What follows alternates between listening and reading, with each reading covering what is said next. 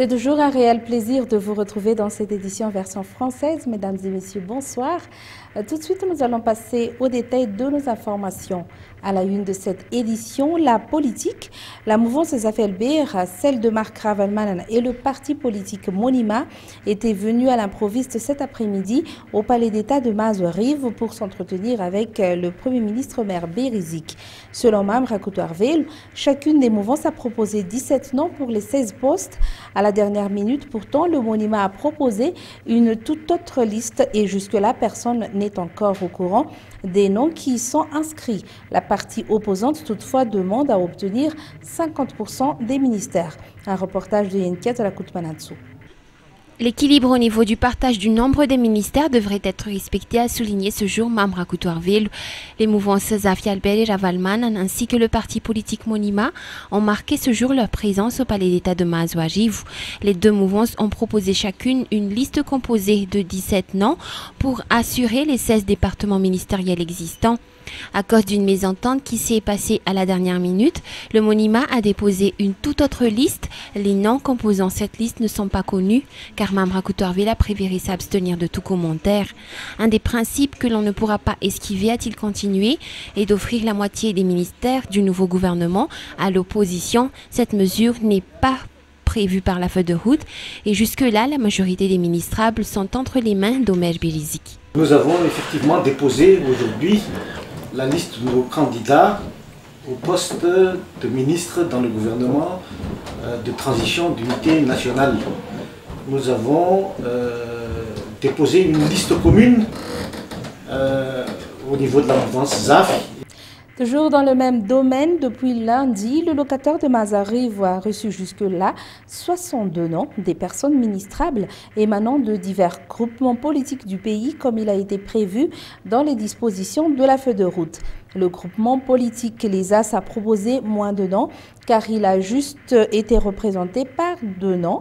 L'Escopole Nouvelle Coordination a été par contre le groupement qui a recommandé le plus grand nombre de noms car ses candidats sont au nombre de 15. Ils ont tous été reçus par Omer Berizik au palais d'État de Mazouarive ce jour. Il ne reste plus que 7 jours avant le 17 de ce mois. Pas plus tard qu'hier, le président de la Haute Autorité de la Transition, Andjira Zwiln, a souligné que ce délai devrait être suffisant pour la mise en place du gouvernement Omer Berizik. Les consultations ont commencé depuis lundi et presque tous les jours, le Premier ministre Omer Berizik a réalisé des consultations de chaque groupement politique. Cette série de consultations a continué jusqu'à ce jour. Tous les candidats proposés par chaque groupement politique, signataires de la feuille de route, ont tous été reçus par le Premier ministre, outre ceux recommandés par les 3 mouvances. Parmi les candidats ministrables reçus par Omer Berizik ce jour, l'Escopole de l'aile Ephraim Janjianassoul, qui est devenu Escopole Nouvelle Coordination. Cette entité a proposé 15 noms. 10 d'entre eux ont été surpris par nos journalistes à Mazouarive dans la matinée. Entre autres, Ratouvnou Menzanaaj, Anjira Samuel, Ajnevouja Samuel, Vivatra Koudvou, Irman Lazavnjavel, Zafla Rolin, Fanzav, Théodorier et 2 de la gente féminine, Miura Ranjianejin et Brigitte Samuel. Le groupement politique Les As a proposé le moins de candidats car il n'y avait que 2, Florent Rakoutoarsou et Alain Mananzalazaf-Mbelou. Le parti politique Arema, à travers le comité directeur national, a recommandé 5 noms, Vovo Benjamin, Félicien Ralaïdouv, Elisa Lazaftoum, Jean-Joachim Ledim et Béfénou. Le parti politique Tanoura Malaga Sivoun a pour sa part inscrit 3 noms, Yvette Silla, Mamjatouf Malal, Harry Laurent Rahadzasson et Adjouanjianen Arvelou.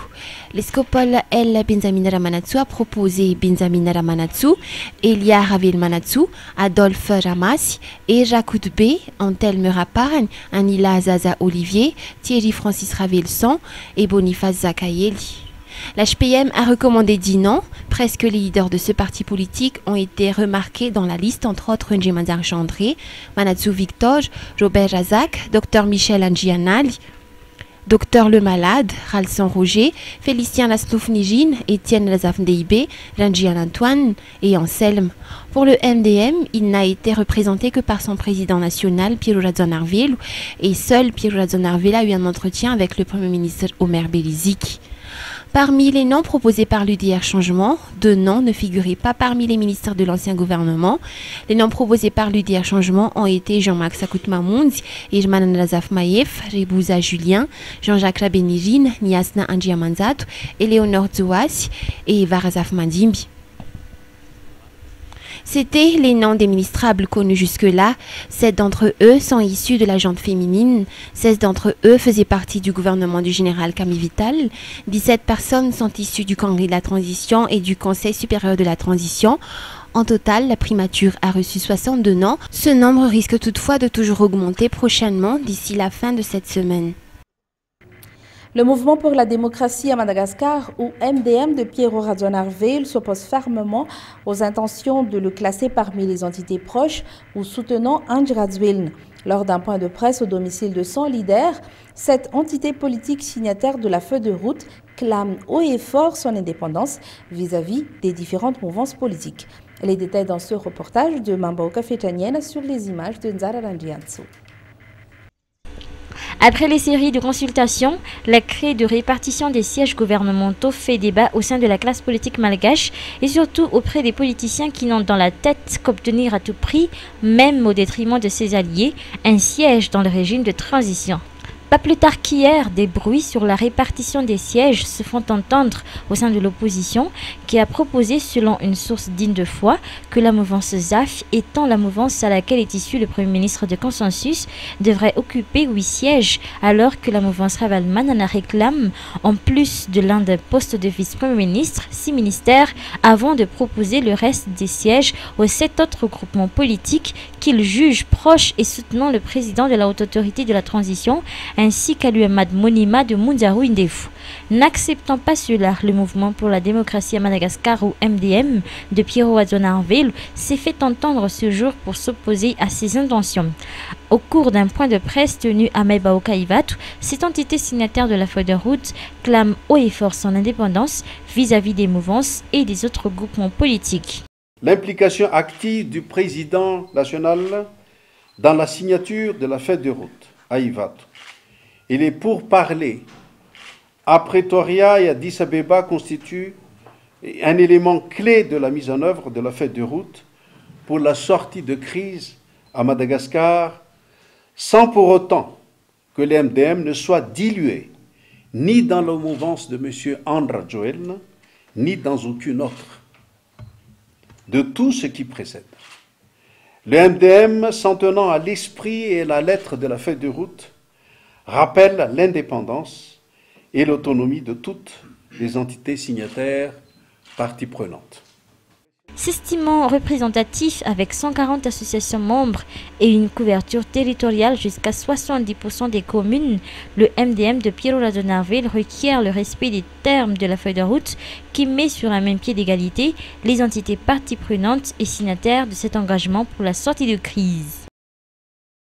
Page économie maintenant. Dans le monde, près d'1,5 million de producteurs et de paysans bénéficient des retombées positives du commerce équitable et solidaire.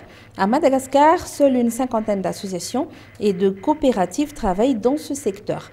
Pour faire découvrir l'effervescence et le dynamisme de ce nouveau mode d'échange commercial, l'ONG italien Regio Terzo Mondo, ou RTM, organise la foire TIR, foire du développement durable et équitable de Madagascar, qui a ouvert ses portes aujourd'hui à la gare Soarano. Mambaoka Fetanienne et Nzara Randianso. Le commerce équitable, aujourd'hui considéré comme un levier contribuant à un développement économique, sera à l'honneur de cette foire du développement durable et équitable organisée par l'ONG italien Regio Terzo Mondo, ou RTM. Faisant bénéficier des revenus considérables à plus d'1,6 million de producteurs et de paysans dans le monde, le commerce équitable et solidaire est une nouvelle forme de partenariat commercial fondée sur le dialogue, la transparence et le respect. Il vise une plus grande équité dans le commerce mondial, soulignent ses défenseurs. Encore inconnue dans la grande île, cette nouvelle forme d'échange commercial ne profite encore qu'à une 50aine de producteurs et de paysans malgaches.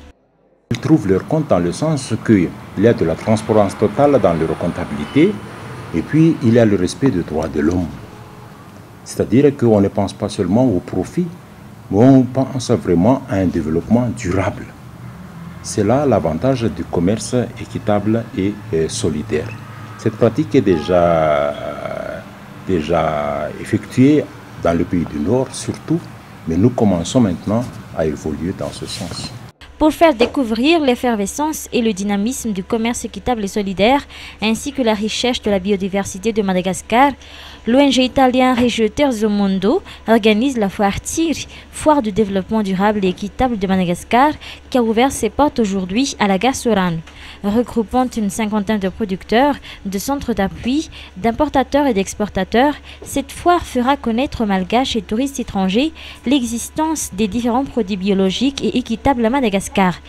Elle sera également une plateforme d'échange sur la place du commerce équitable dans le développement durable, sur l'agriculture biologique ainsi que sur la gestion rationnelle des forêts. Page santé maintenant. En tant que pays insulaire, Madagascar devrait avoir une parfaite maîtrise de l'introduction des diverses espèces de parasites dans tout son territoire, ont affirmé depuis hier les responsables et participants au colloque conjoint sur la parasitologie. Jusque-là, toutefois, les mesures de lutte contre la propagation des parasites ne sont pas encore assez. Ce thème figure parmi les points à discuter durant ce colloque réunissant les îles de la zone océan Indien. Un reportage de Anna Muriel et Albertin Remalérif. En tant que pays insulaire, Madagascar devrait avoir la facilité de maîtriser la circulation des diverses espèces de parasites grâce à la mise en place et au renforcement des mesures au niveau des frontières. La douve est par exemple une des parasites qui ne devrait jamais exister dans la grande île, alors que sous l'époque coloniale, à cause d'un manque de mesures strictes et suite à l'introduction de bovins dans le pays, cette parasite a été introduite et a commencé à contaminer les bétails et continue encore à tuer jusqu'à maintenant. Outre cette facilité de maîtrise de l'introduction des parasites, les responsables ont souligné que les écosystèmes insulaires sont des terrains favorables et adaptés à l'étude et à la recherche relative aux parasites. Cette situation de la grande île du point de vue de la lutte contre la propagation des parasites a été soulevée durant le colloque conjoint sur la parasitologie qui s'est tenu depuis hier à l'Académie Malagasy Mazaz. Ce colloque visait surtout à renforcer la coopération entre les divers organismes internationaux et les chercheurs malgaches dans l'étude des parasites. Les chercheurs malgaches ne disposent pas tous les moyens pour mener à bien leurs activités. Toutefois, grâce aux divers projets tenus avec les divers partenaires étrangers, certaines recherches sont entamées à l'extérieur, entre autres les recherches sur la génétique ou encore portant sur l'ADN. Et voilà, c'est la fin de cette édition. Je vous remercie de l'avoir suivi. Toute l'équipe vous donne rendez-vous demain à la même heure. Bonne soirée à tous.